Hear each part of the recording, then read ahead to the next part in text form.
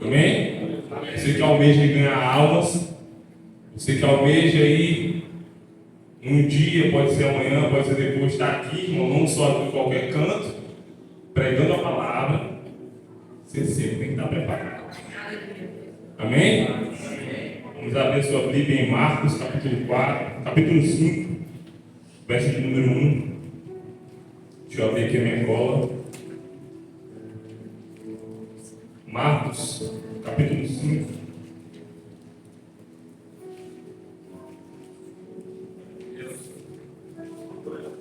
Verso de número 1.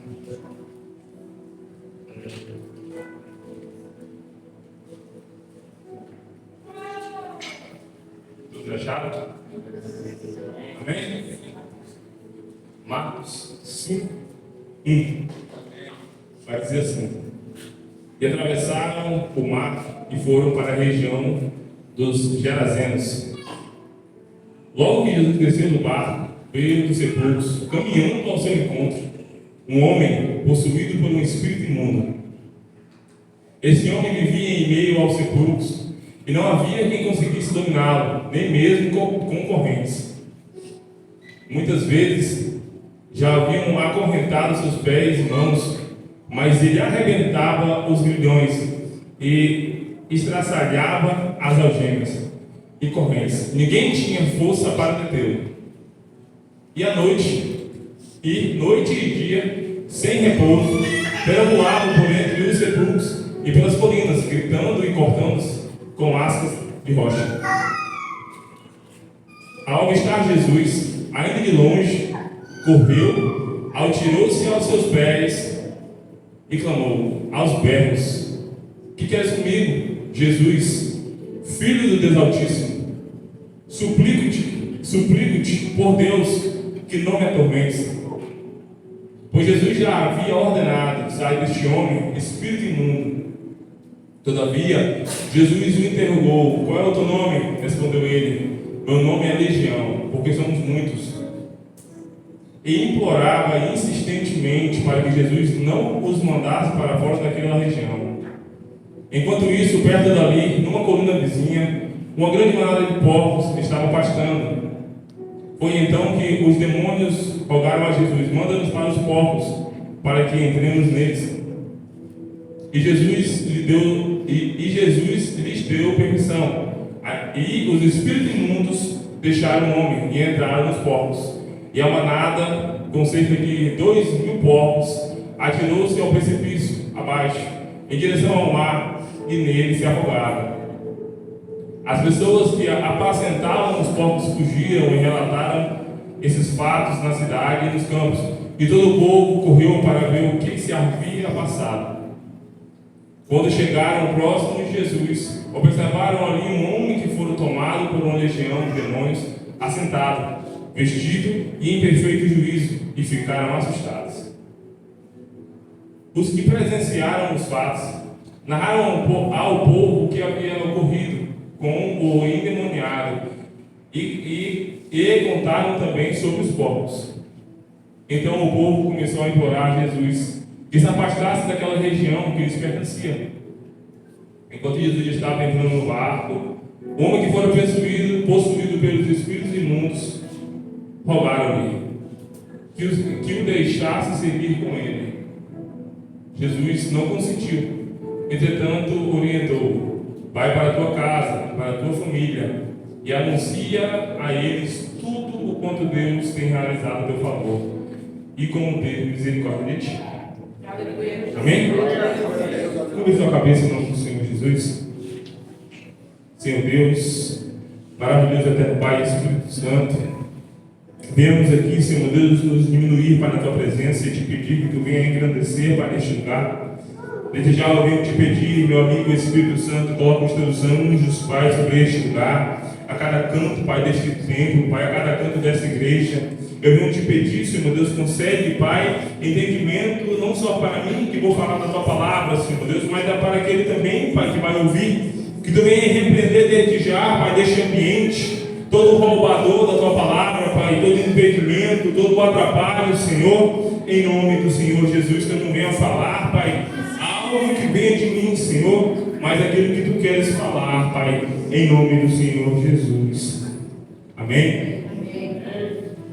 A Bíblia vai falar de um homem possesso. A Bíblia não vai falar se ele estava naquela situação toda a sua vida. Se foi desde a nascença, ou se foi pouco tempo, ou se foi há muito tempo. Mas a Bíblia vai falar de um homem que vivia possesso, perambulando pelos sepulcros. Amém? Pela cidade. A Bíblia vai dizer também que por várias vezes as pessoas daquela cidade tentavam prender aquele homem com correntes, com algemas. Mas a Bíblia vai dizer que nada conseguia parar ele. E a primeira pergunta que eu quero deixar para você essa noite é: por que nada parava ele? Por que as pessoas tentavam prender ele? É claro, até para fazer o bem para ele, porque ele comia restos mortais, amém? Ele se cortava, ele se martirizava. E as pessoas daquela cidade tentavam prender ele até mesmo para poder ajudar ele. Só que a Bíblia vai dizer que nada segurava ele. Amém? Você sabe dizer por quê? Por causa dos demônios. Tentavam prender ele de todas as formas, mas não conseguiam prender ele porque a maior prisão dele não estava nos punhos, não estava nos pés. A maior prisão daquele homem estava. Você sabia disso? Profundo, né? Nada podia parar aquele homem, porque a maior prisão dele estava na mente. A mente dele estava presa. E quando a sua mente está presa, no mundo espiritual, no mundo físico, eu não sei se aqui alguém já viu pessoas possessas ou algo do tipo. Eu convivo com isso desde os meus 9 anos de idade. Nada consegue segurar essa pessoa, a não ser Deus. Amém? Nada. Era eu e mais 4 ou 3 pessoas.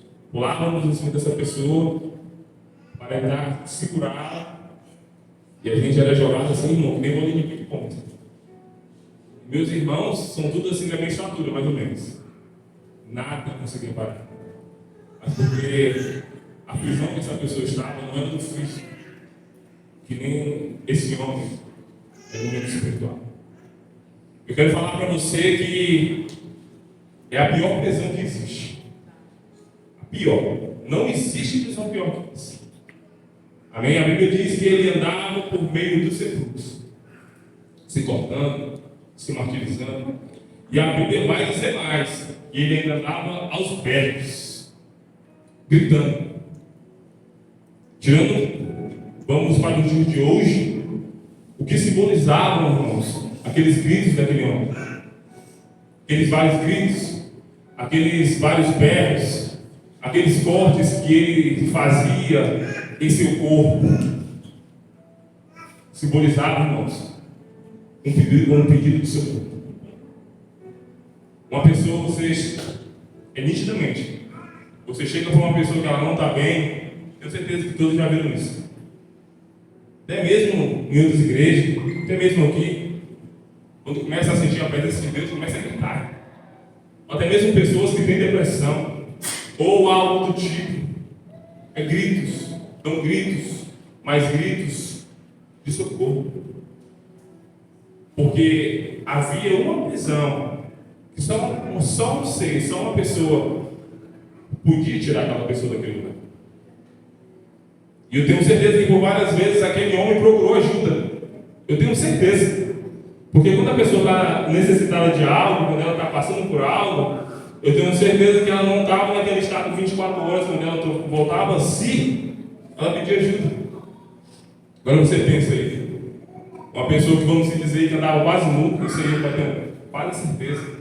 Cortado, sujo, comia cadáveres podres. Quando ele voltava assim e olhava para o seu corpo assim, meu Deus. Você quer que eu traga isso para o dia de hoje? Como está a sua casa? Como está o teu pensamento? No mundo físico, irmão, está todo mundo bem. Eu olhando para vocês aqui, se eu olhar de um por um aqui, de um por um, está todo mundo bem. Está todo mundo 100%. Está todo mundo bem vestido, está todo mundo cheiroso. Mas como é que está o teu pensamento? Como é que está a tua vida? Será que não tem alguma prisão? Será que não existe alguma corrente? Alguma algema que você ainda precisa ser liberto dela? Assim como aquele homem. No mundo físico que eu não posso ver. Só que tem um que ele sabe de todas as coisas. Amém? Tem um, irmão, que ele vai no profundo. Eu estou te vendo aqui, mas tem um que olha dentro do teu coração. Será que assim como aquele homem, muitos de nós não estamos presos em correntes, em algemas, em cadeias? Irmãos, quando a gente fala isso, muitos levam logo para o pecado.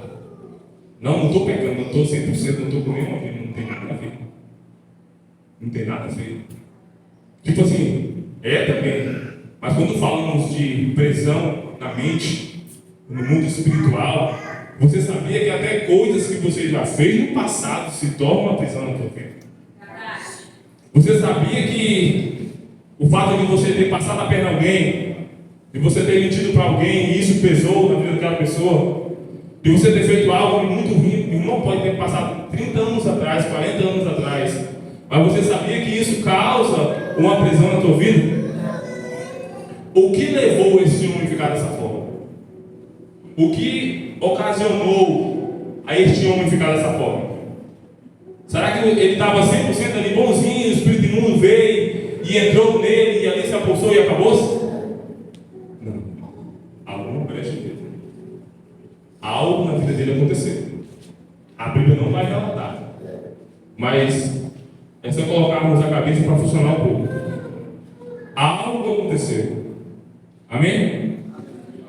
E a Bíblia vai dizer que Jesus estava numa margem e falou para os seus discípulos assim: vamos passar para o outro lado. E antes mesmo deles passarem para o outro lado, a Bíblia vai dizer que houve uma grande tempestade. E Jesus estava deitado, dormindo, e a tempestade atingiu aquele barco.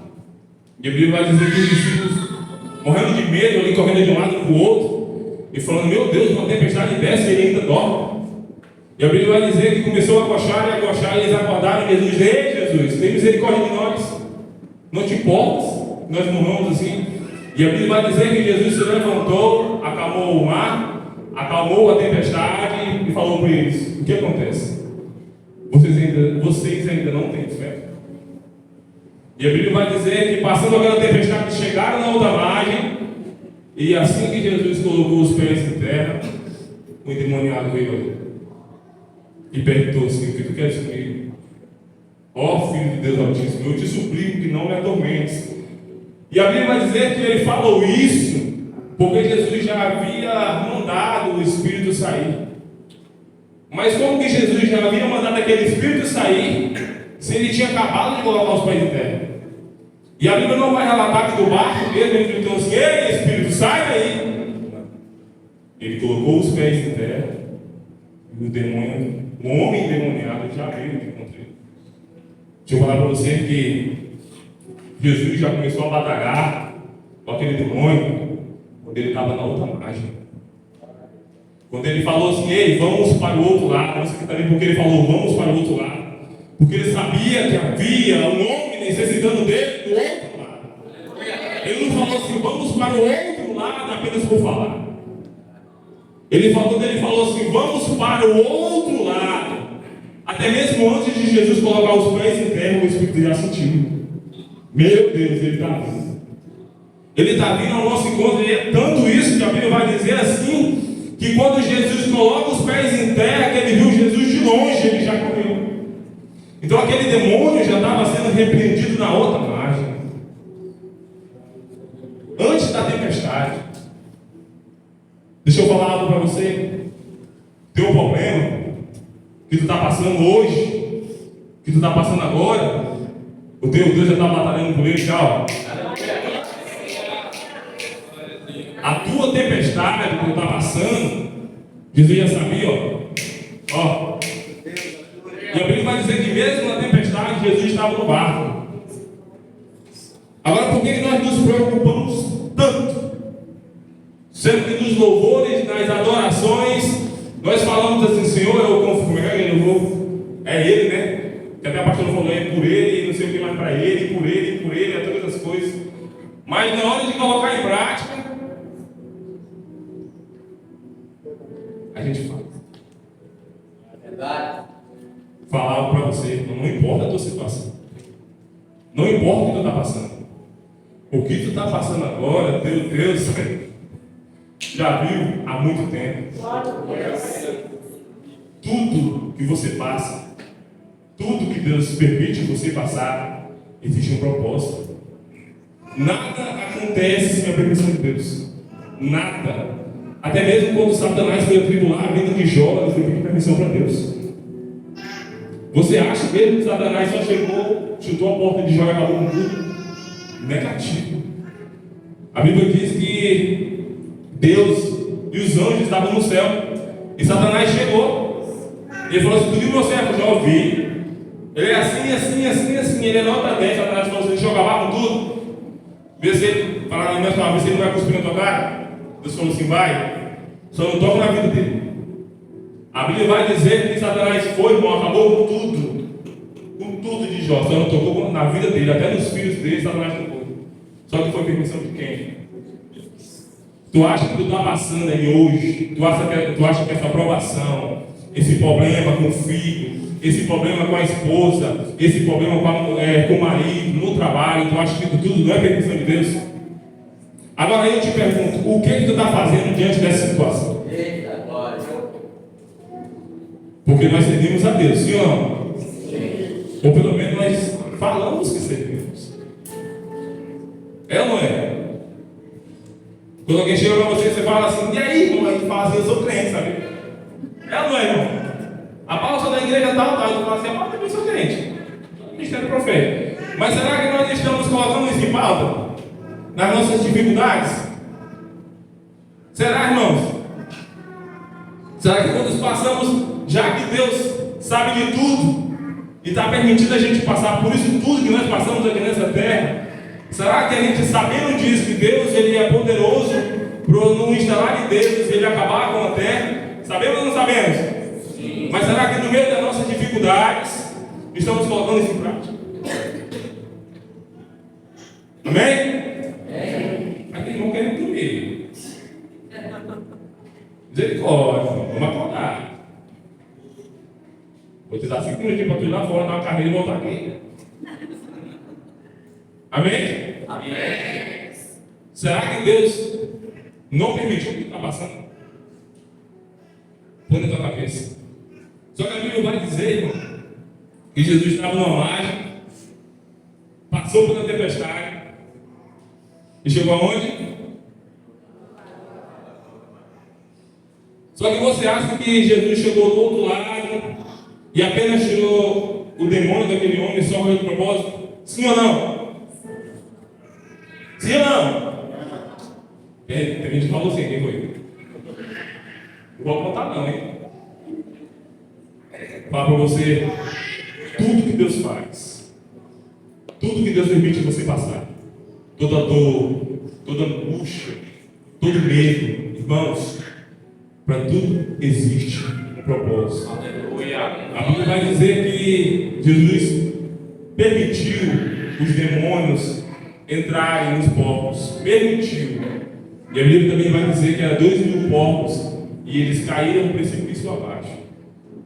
Trouxe prejuízo para os moradores daquela terra. E a Bíblia vai dizer que por causa daquele prejuízo eles pensaram assim: negativo, a gente não quer estar aqui não.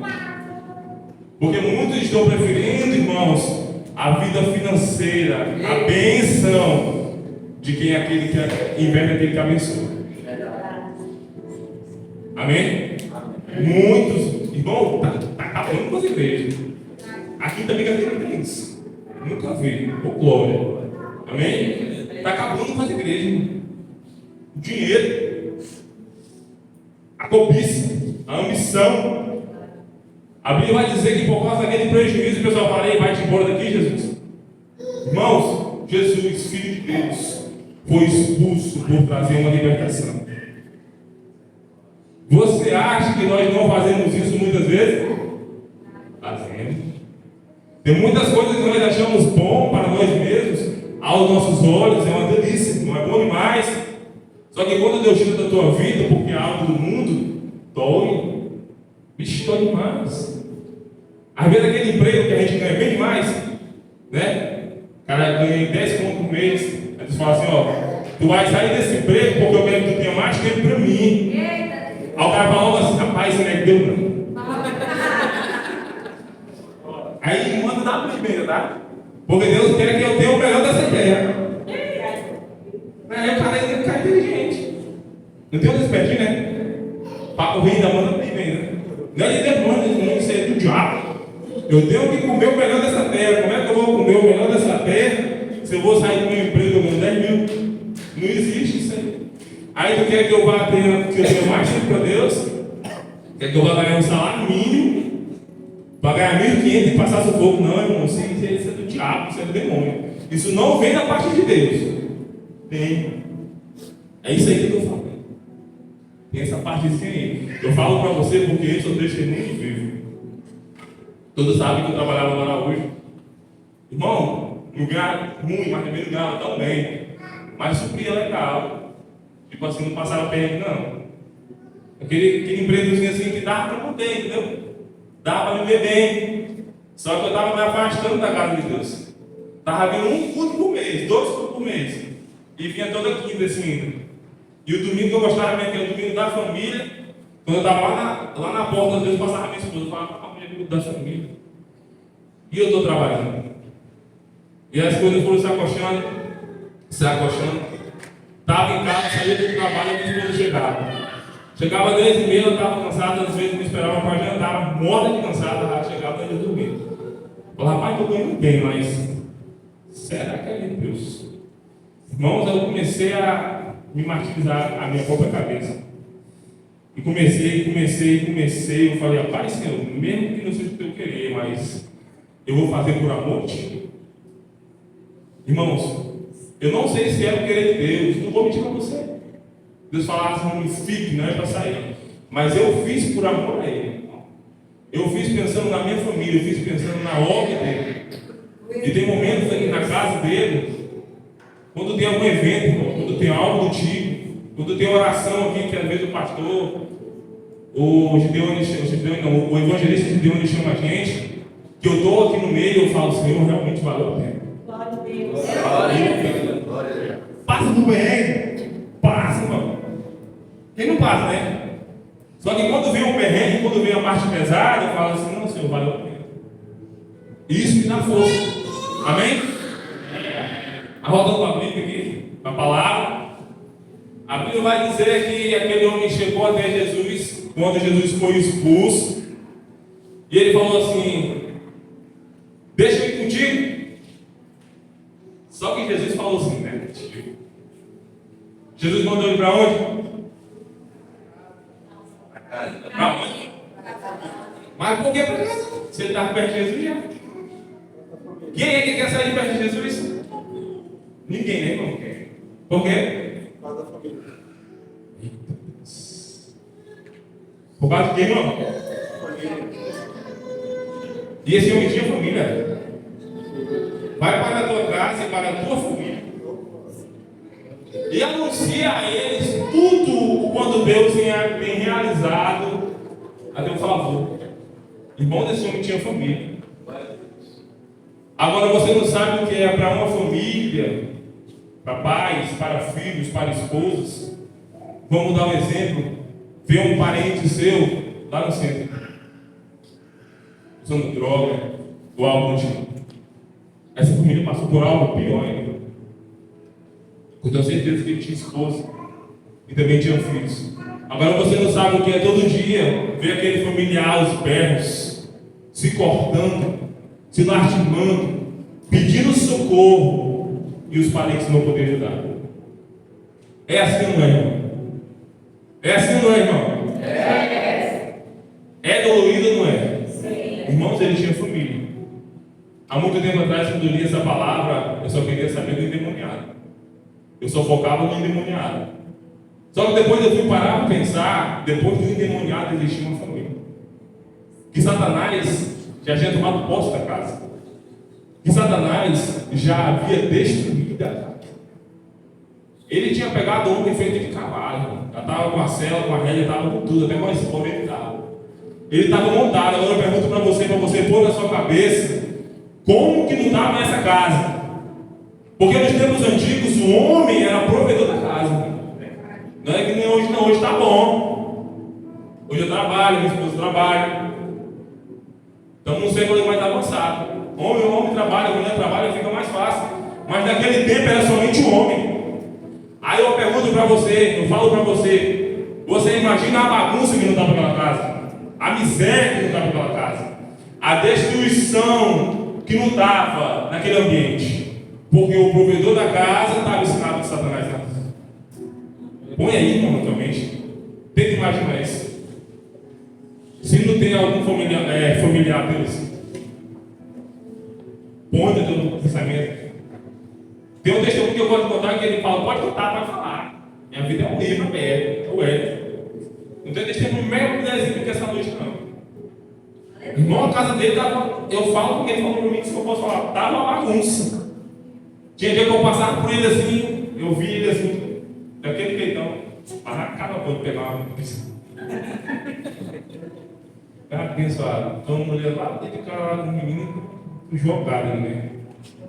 Só que era culpa dele? Também. Ele falou que não. Era assim. Ela não era culpa dele também? Perguntar para ele. Ela não era tua culpa também? É. Por quê? Decisões. Decisões. Você acha que aquele homem ele ficou daquela forma por acaso? Pastor Felipe aqui, tá bom, tá 100% com Deus. Você acha que o demônio vai vir e vai possuir ele? Não vai conseguir. Tem um mentalidade. Eu tenho 24 horas. Quando ele vê o meu nome,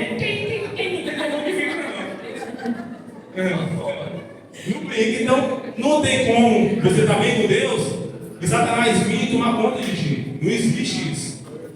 Porque a Bíblia diz que podemos servir somente a dois senhores. Então, se eu estou bem com Deus, Satanás não pode possuir minha vida.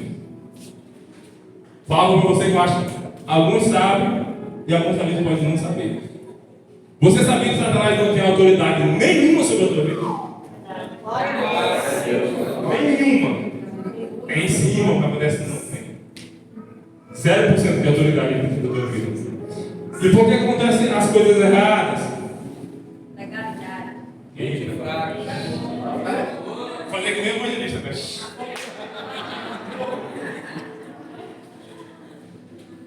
Irmão, se eu te falar que tu pega a autoridade em Degramundo, tipo assim, eu tô falando assim pra ele, abre as duas mãos que eu te pegar o presente. Pega. Quem fuma cigarro? Satanás compra cigarro por ti? Não que alguém fume, que eu estou só dando um exemplo. Não compra. Não compra. Homens que trazem suas esposas, aí para Satanás trazer uma mulher e entregar para o cabo. Você pega essa daqui para tu ficar. Tu tendo não existe. É o homem que mais traz. Existe pecado? Não existe. Nem de pecado, não existe nada. Nada. Se você fechar as suas brechas, Satanás não tem autoridade nenhuma. Tu presta atenção que toda vez que vai acontecer um pecado, eu já fui pecador, até o Jesus. Mas hoje em dia eu sou menos. Eu estou na presença dele, amém? Mas sempre quando ia acontecer algo de grave, irmão, aonde vinha o primeiro ataque, aí ficava se batendo mais. Eu não vou fazer mais. Vai fazer. Eu ia lá pegar e tinha que fazer. Mas Satanás dele não. Eu fui lá e. Então aquele homem estava naquela situação por algo que ele fez errado. Estava naquela prisão por algo que ele fez errado. A família dele estava passando por tudo que estava passando por uma brecha. foi permitido ele entrar. E será que nas nossas casas hoje é culto da família? Será que no meio da nossa família não existe brechas? Não está existindo prisões por um vacilo nosso quanto isso? Puxe na tua mente, irmão. Financeira, espiritual, vida conjugal. Pense. Põe na tua mente. Será que não existe algo que está nos mantendo aprisionados, assim como aquele homem está? E eu vou mais profundo com você. Aquele homem não estava preso no espírito, ele não estava preso no mundo espiritual. Será que não tem algo aí que você tem batalhando em jejum, e ora e se consagra e declara a palavra, mas não acontece? Será, irmão, que não existe nada? A Bíblia vai dizer que aquele homem vivia no meio dos... Quem?